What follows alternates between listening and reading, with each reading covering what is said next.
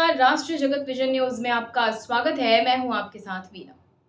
कोरबा से एक सनसनीखेज मामला सामने आया है, जहां एक महिला अधिवक्ता ने अपने सीनियर पर यौन शोषण का आरोप लगाया है। महिला ने डीएनए टेस्ट की मांग करते हुए हाईकोर्ट में याचिका दायर की है। महिला के सीनियर ने उसे और उसके बच्चे को अपनाने से इनकार कर दिया था। आइए आपको दिखाते हैं क्या है पूरी खबर। एक महिला एडवोकेट ने अपने सीनियर अधिवक्ता पर यौन शोषण करने और इससे बच्चा पैदा होने का गंभीर आरोप लगाया है। बच्चा और अपना अधिकार मांगते हुए सीनियर अधिवक्ता का डीएनए टेस्ट की मांग करते हुए परिवार न्यायालय में महिला अधिवक्ता ने याचिका दायर की थी। परिवार न्यायालय ने महिला एडवोकेट की मांग को जायज ठहराते हुए सीनियर अधिवक्ता के डीएनए टेस्ट का आदेश दिया था। फैमिली कोर्ट के फैसले को चुनौती देते हुए सीनियर वकील ने हाई कोर्ट में याचिका दायर की थी। मामले की सुनवाई के बाद हाई कोर्ट ने सीनियर अधिवक्ता की याचिका खारिज करते हुए पूर्व में दी गई अंतरिम राहत को भी रद्द कर दिया है। मामला कोरबा जिले से जुड़ा है। यहाँ 37 वर्षीय महिला अधिवक्ता सीनियर अधिवक्ता के जूनियर के तौर पर काम करती थी। महिला अधिवक्ता ने आरोप लगाया है कि जूनियर के तौर पर काम करने के दौरान सीनियर अधिवक्ता ने उनका यौन शोषण किया था। शारीरिक संबंध बनाने के चलते बच्चा पैदा हो गया। बच्चा सीनियर अधिवक्ता का ही है।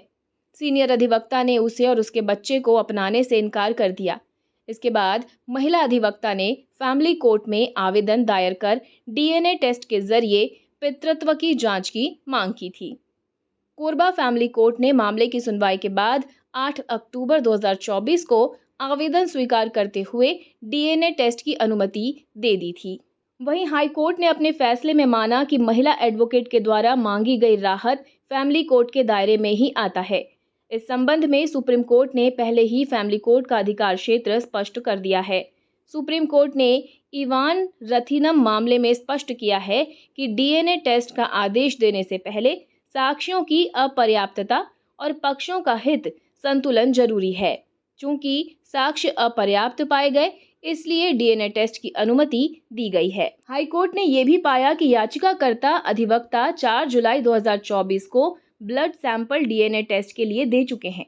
इसके लिए उन्होंने खुद ही सहमति दी थी। ये एक महत्वपूर्ण तथ्य है जिसे याचिकाकर्ता ने छुपाया है।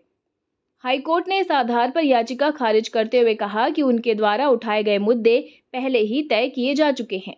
इस याचिका में नया कोई आधार पेश नहीं किया गया है।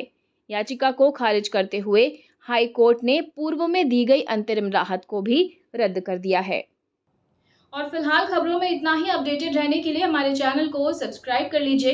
नई खबरों के नोटिफिकेशन के लिए बेल आइकन जरूर दबाइए।